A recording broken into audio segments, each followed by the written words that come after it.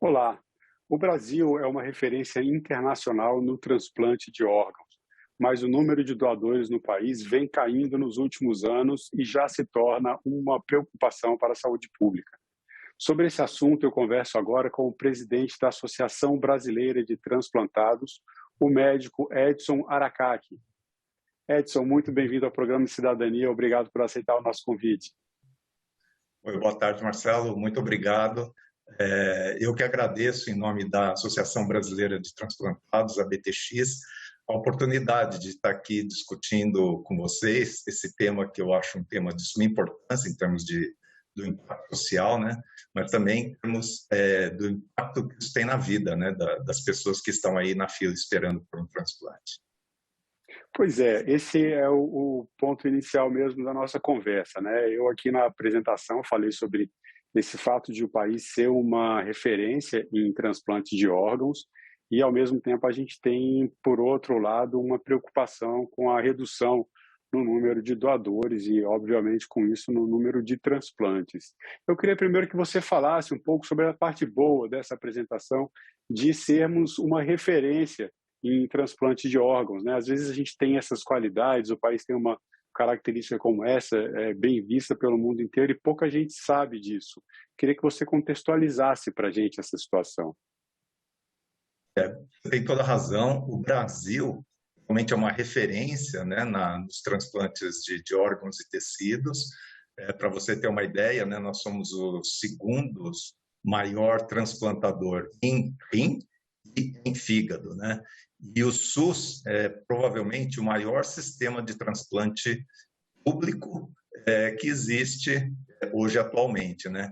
Então o SUS, apesar de todas as dificuldades que ele vem passando, o SUS provê, né, para a população esse programa de alta qualidade, né, que envolve médicos capacitados, laboratórios de ponta, né, equipes multidisciplinares que cuidam aí do transplante. Então, assim, o SUS oferece tudo isso num serviço muito bom para os transplantados. E, além disso, também, no pós-transplante, né, o SUS acaba também providenciando as medicações, né, que são importantes para manter a sobrevida dos transplantados. Então, tudo isso faz com que o SUS seja realmente um programa de referência no mundo em transplante. A gente vai chegar um pouco nesse ponto também que você comentou, que é a parte de como fica a vida das pessoas depois do transplante, né? Eu acho que isso tem bastante a ver com o próprio trabalho da associação. A associação, inclusive, promove jogos de esportes, né, como Olimpíadas dos transplantados, e isso talvez entre um pouco nesses mitos, né, nessas impressões que algumas pessoas têm e que não são exatamente a realidade. Quer dizer, a pessoa transplantada, ela passa a ter uma vida normal como qualquer pessoa e muitos, inclusive entre os associados, são esportistas. Eu queria que você falasse sobre isso, sobre o trabalho da associação e sobre essa qualidade, né, dos associados, dos transplantados, de terem uma atividade física, de fazerem esportes com tanta frequência e com tanto vigor. Essa é uma parte bem legal e, assim, motiva bastante a gente, que é a parte da atividade física, né? Então, assim, a atividade física ela é importante não só para os transplantados, né? Então, assim, são vários estudos, né, científicos mostrando a importância da atividade física para qualquer pessoa, né? Faz um bem-estar, melhora a autoestima, né? Você acaba enfrentando melhor os desafios, né? Então, a atividade física já é reconhecidamente um programa que melhora a vida de qualquer um. Para o transplantado, então, isso é muito mais importante, né? Porque para o transplantado, a atividade física, no início, ela pode ser um pouco difícil, né? Porque todo mundo está ali numa fase de recuperação, mas depois É um a pós-cirúrgico, atividade né? física passa a ser parte do tratamento, né? Então, assim, Uhum. você uma atividade física, né, para melhorar o teu condicionamento, para você tentar retornar às atividades que você tinha antes do transplante, a atividade física passa a ser um item fundamental. Então, para o tratamento, o bem-estar mental do transplantado, a atividade física tem que fazer parte do conjunto, né, de medidas que são propostas, né, no transplante. Então, assim, é uma coisa muito importante e que todo transplantado deveria, né, pensar nisso. A gente já tem bastante gente, como você mencionou, na associação que pratica uma atividade física, né? Nós mesmos somos encorajadores disso e por conta disso a gente organiza jogos, competições, corridas, tudo isso aí para estimular as pessoas a fazer atividade física, mas é fundamental que individualmente cada um tenha essa consciência também. Aí, nesse caso, vocês, inclusive, estão dando exemplo para muita gente que não passou por uma situação dessa de precisar de um transplante. Às vezes a pessoa está com a saúde em dia, está com a saúde boa e não tem esse cuidado de praticar atividades físicas, né, e fortalecer, inclusive, o seu próprio sistema imunológico. Então, fica aí um exemplo da associação e dos seus associados para toda a sociedade. Agora, ainda, né, em relação a isso, eu primeiro, completando a pergunta, eu pergunto se essa prática de atividades físicas ajuda na readaptação também, né, já que a pessoa está recebendo uma doação, quer dizer, um órgão, às vezes, de outra pessoa, ou que seja um tecido. E aí eu completo a pergunta chegando na parte desse pós-cirúrgico, né? Você comentou sobre a questão dos remédios e como eles são, inclusive, fornecidos pelo Sistema Único de Saúde. Queria que você falasse sobre essas duas coisas, né? Completando a questão da atividade física em relação à readaptação, né? E em relação a essa parte dos medicamentos. Eu acho que aí a gente tem mais um ponto que é importante a gente colocar aqui. No começo da entrevista, eu falei sobre o problema do número de doadores que vem caindo, a gente vai chegar nisso, mas a gente parece que tem também um problema de falta de medicamentos. Eu queria que você comentasse isso. Acho que o ponto da atividade física, né, ele é super importante. Por quê? Porque geralmente as pessoas que passam por um transplante, elas vêm de uma condição de saúde que vai debilitando ao longo do tempo, né? Então, a maioria dos transplantados tem uma doença crônica, né? Essa doença crônica, ela é consumptiva, né? Então, assim, a pessoa vai perdendo capacidade física, capacidade de fazer as coisas, capacidade emocional, mesmo psicológica. Então, assim, é um processo de decaimento só mesmo, né? Antes do transplante. E quando vem o transplante, é como se fosse uma mudança de vida, né? Então, a pessoa, a partir do transplante, ela realmente, e é o que a maioria das pessoas relatam, né? Quem passou por um transplante, relatam um renascimento quase, né? Uma segunda chance na vida. Por isso que a atividade física é tão essencial, porque ela veio de um processo muito de fragilização, né? Então ela está muito fraca, muito debilitada, muito magra, e ela precisa, né, de alguma forma, ter todo esse processo de reabilitação. Então, a atividade física, né, junto com uma alimentação adequada, né, um programa, seria bom também um programa de apoio psicológico, tudo isso tem que compor as atividades do pós-operatório. Mas, sem dúvida, a atividade física tem esse papel que é fundamental, né, porque a pessoa precisa, né, voltar a ganhar força, voltar a ganhar habilidades, né, que muitas vezes ela precisava de ajuda, por exemplo, para levantar da cadeira e ir até o banheiro, né? E depois do transplante ela não precisa mais disso, mas ela está fraca, então ela precisa retomar dessa condição corporal, né, para poder voltar às atividades. Então, a atividade física, Marcelo, é fundamental e é uma coisa que a gente tem que sempre estimular, né? Em relação aos medicamentos, então, como eu falei, o SUS tem esse programa, que é um programa muito bom de fornecer os medicamentos, mas nesse momento, particularmente, né, na verdade é um momento que está durando já tem um tempo, né, já estamos aí falando de provavelmente quase 5 meses, existe uma falha na entrega dos medicamentos. Então, em estados como São Paulo, Maranhão, e esporadicamente algumas cidades também no Brasil estão relatando falta de medicamentos como micofenolato, tacrolimus, everolimus, sirolimus, que são imunossupressores que são utilizados, né, para manutenção do órgão que foi transplantado. Se não houver esses medicamentos, a possibilidade de que se haja uma rejeição e, com isso, a pessoa pode perder o órgão, né? E perder o órgão, alguns tipos de transplante, como, por exemplo, o transplante de coração, né, transplante de pulmão, pode significar perder a vida, né?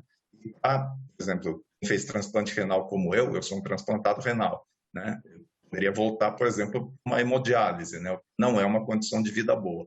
Então, assim, por um lado, né, existe toda essa preocupação em fornecer o medicamento, né, que o SUS tem isso na política, mas, por outro lado, hoje nós estamos enfrentando uma falta de medicamento muito grande.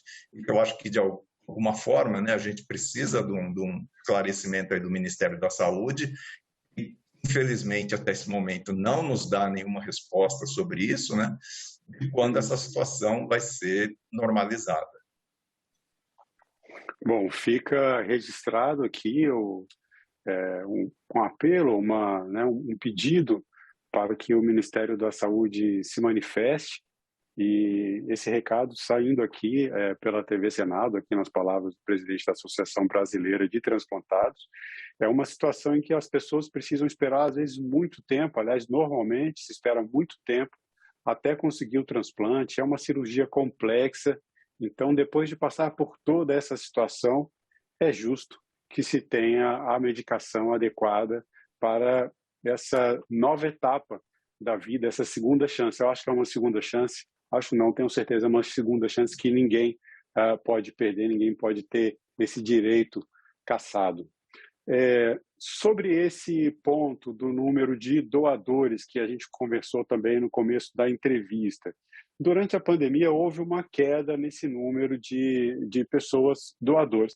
Queria que você falasse um pouco sobre essa fila de espera, quantas pessoas hoje no Brasil esperam por doação de órgãos, como é que está o Brasil em termos de número de doadores e o que pode ser feito para melhorar a situação, para aumentar o número de pessoas que se dispõem a doar órgãos ao final da sua vida. Enfim, eu acho que é uma questão familiar, tem vários aspectos aí, né?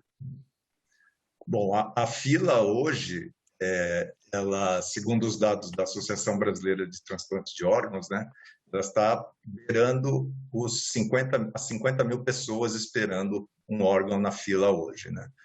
Ela aumentou muito durante o período da pandemia, sem dúvida, né? Então, só para ter uma ideia, assim, né? Antes da pandemia, em 2019, existia um número que a gente usa como indicador para falar da taxa de doação, né?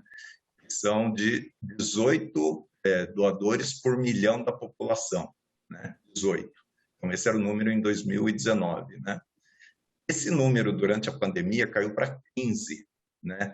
Esse número de 15 doadores por milhão da população é um número, por exemplo, que ele é equivalente aos dados de 2013, se eu não me engano. Então, assim, a gente regrediu muito durante a pandemia no tema da doação de órgãos.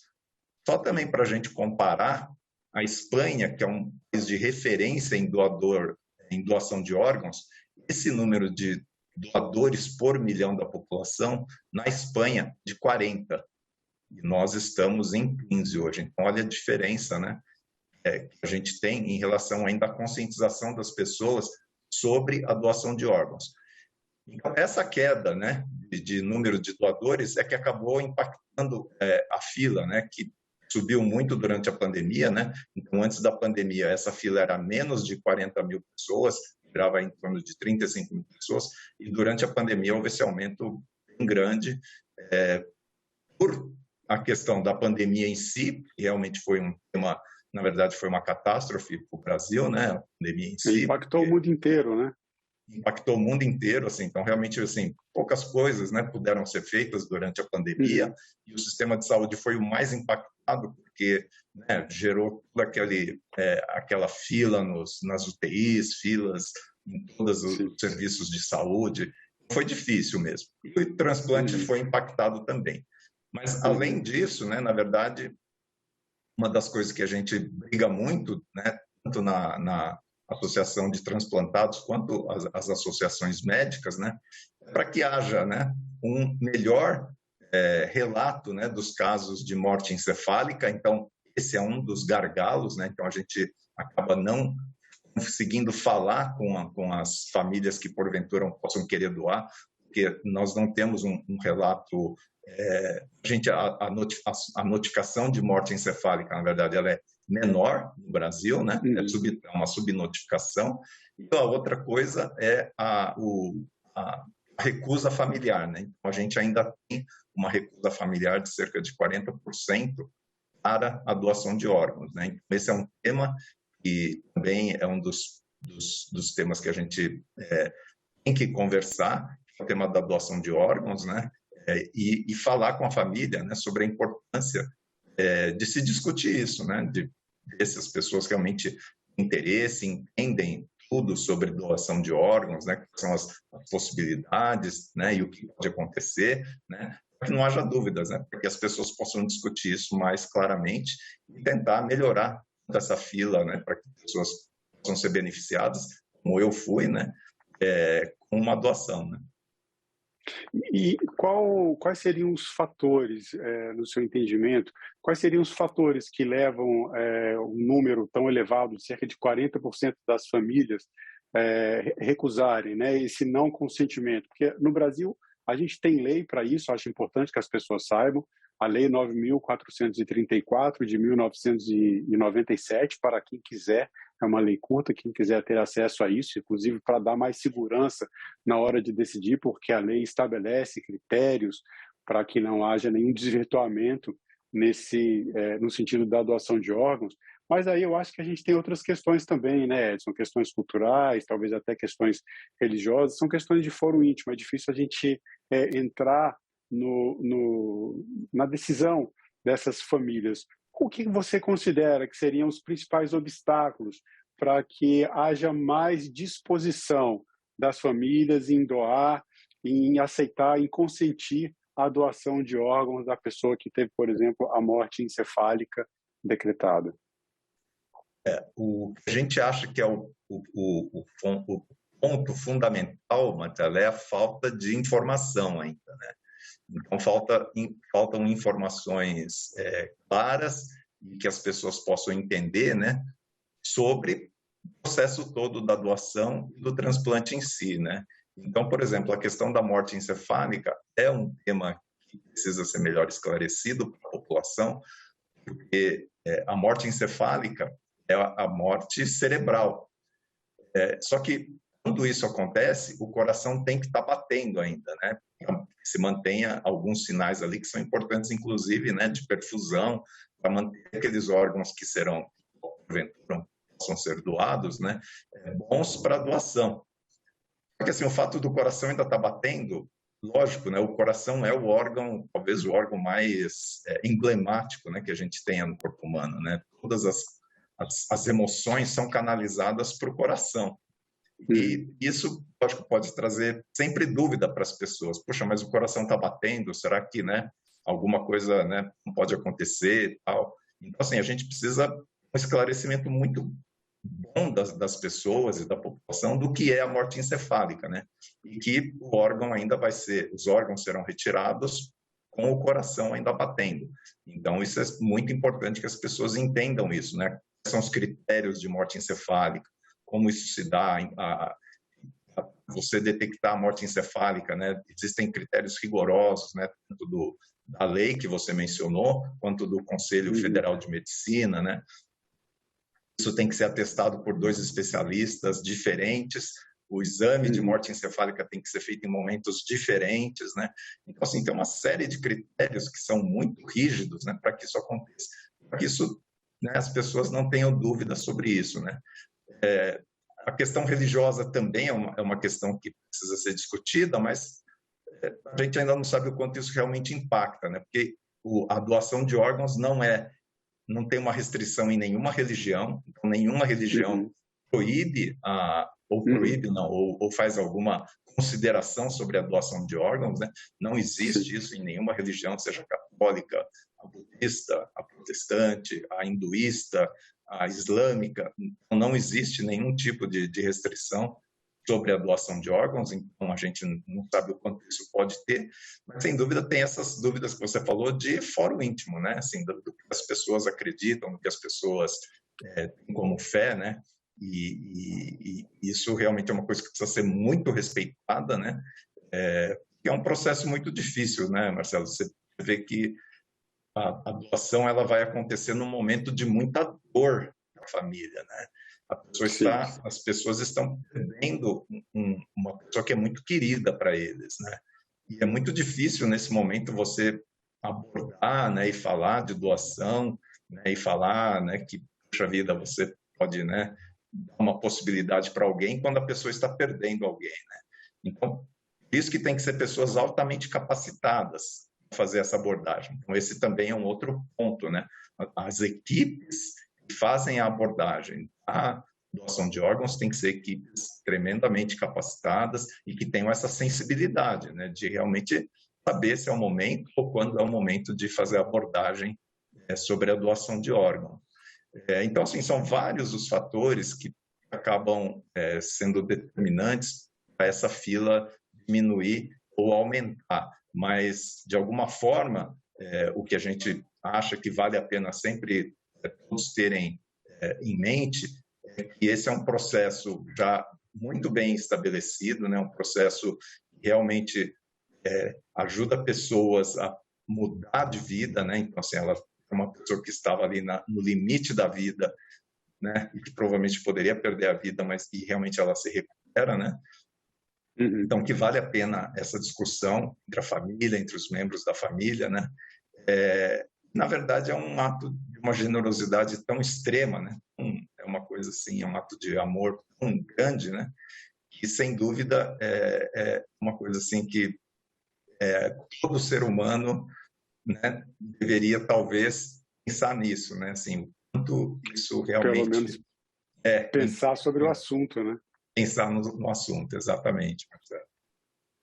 Não tem a menor dúvida de que é uma situação delicada, especialmente quando a gente trata de um momento de dor para a família, mas é claro que é um ato de amor extremo, isso não tem a menor dúvida. E as pessoas também podem manifestar em vida a sua intenção de se tornarem doadores ou doadoras.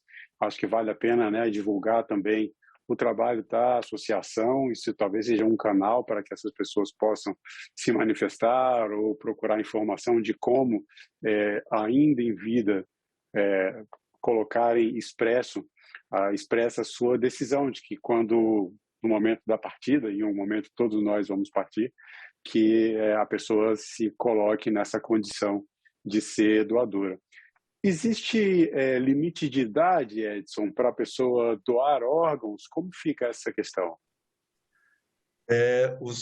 Todas as publicações científicas elas vêm evoluindo muito nesse aspecto, Marcelo.